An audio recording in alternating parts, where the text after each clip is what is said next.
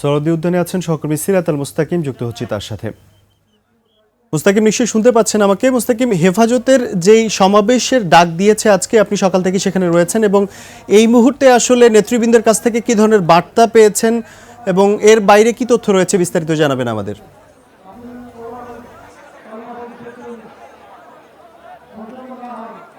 রাজিউর, আপনাকে ধন্যবাদ। আমি সকাল থেকে সরোয়ার্দী উদ্যানে অবস্থান করছি। সকাল থেকে আমরা দেখছি যে ফজরের আগ থেকেই কিন্তু নেতাকর্মীরা ঢাকা সহ বাংলাদেশের বিভিন্ন জায়গা থেকে সরোয়ার্দী উদ্যানে এসে সমবেত হচ্ছেন এবং এখন পর্যন্ত যারা নেতাকর্মীরা আছে বা যারা নেতা আছে, যারা বক্তব্য দিয়েছেন এখন পর্যন্ত, তাদের থেকে যতটুকু জানতে পেরেছি তারা কিন্তু বলছেন যে নারী বিষয়ক যে কমিশন গঠন করা হয়েছে, সেই কমিশন যদি বাতিল না করা হয় তাহলে কিন্তু তারা আরো পরবর্তীতে আরো কঠোর কর্মসূচি দেওয়ার কিন্তু একটি হুঁশিয়ারি কিন্তু এখন পর্যন্ত দিয়েছে। কিন্তু এখনো পর্যন্ত কিন্তু আমরা কেন্দ্রীয় যে নেতারা যারা আছে, যারা গুরুত্বপূর্ণ দায়িত্বে আছে, তাদের বক্তব্য কিন্তু এখনো পর্যন্ত আমরা শুনিনি।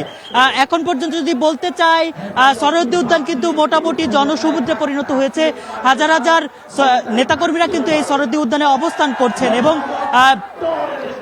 যারা নেতা আছে, যারা কেন্দ্রীয় নেতারা আছে, তারা কিন্তু বলছেন যে নারী বিষয়ক সংস্কার কমিশন এটি কিন্তু কুরআন সুন্নাহ বিরোধী, অর্থাৎ এই যে 90% মুসলিমের দেশে কুরআন সুন্নাহ বিরোধী কোনো আইন কিন্তু তারা মেনে নিবে না।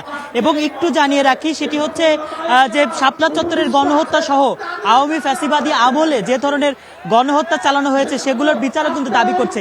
এছাড়া সব মিলে কিন্তু পাঁচটি বিষয়ে কিন্তু তারা আজকে এই যে তাদের যে মহাসমাবেশ, সেই সমাবেশটি কিন্তু করছে।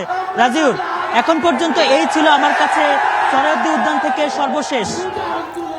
মুস্তাকিম, ধন্যবাদ আপনাকে। দর্শক, সরোয়ার্দী উদ্যান থেকে যুক্ত হয়েছিলেন সহকর্মী সিরাত আল মুস্তাকিম। তিনি জানাচ্ছিলেন হেফাজতের ডাকা যে সমাবেশ রয়েছে সেটার বিস্তারিত।